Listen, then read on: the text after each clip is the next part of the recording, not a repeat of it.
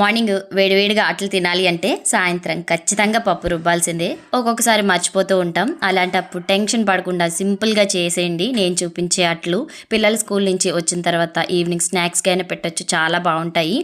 ఒక కప్పు గోధుమ పిండిలో 2 టేబుల్ స్పూన్ల వరకు ఊరిపిండి, సన్నగా కట్ చేసుకున్న ఉల్లిపాయలు, కొంచెం కరివేపాకు, కొత్తిమీర, సాల్ట్, జీలకర్ర, నచ్చితే సన్నగా కట్ చేసుకున్న అల్లం కూడా వేసుకుని మొత్తం అంతా కూడా కొంచెం కొంచెం నీళ్ళని పోసుకుంటూ దోశ బ్యాటర్ లాగా అయితే కలిపేసుకుని స్టవ్ మీద ప్యాన్ని పెట్టుకొని కొంచెం ఆయిల్ అప్లై చేసుకుని దోశలాగా వేసుకుని 2 వైపులా కాల్చుకోవడమే.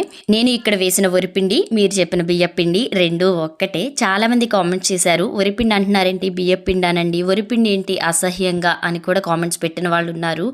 వరిపిండి అంటేనే అసహ్యమా? మరి మనం వరి పంట అంటామా, బియ్య పంట అంటామా? ఒక్కొక్క ప్రాంతంలో ఒక్కొక్క వస్తువునైనా ఒక్కొక్క పదార్థాన్నైనా ఒక్కొక్కలా పిలుచుకుంటారు. వాళ్ళ జీవన శైలిని, వాళ్ళ అలవాటును బట్టి. దాంట్లో తప్పు పట్టాల్సింది ఏమీ లేదు. సరేలేండి, ఇక నుంచి బియ్యపిండి అంటాను, మీ అందరికీ అర్థమయ్యేలాగా.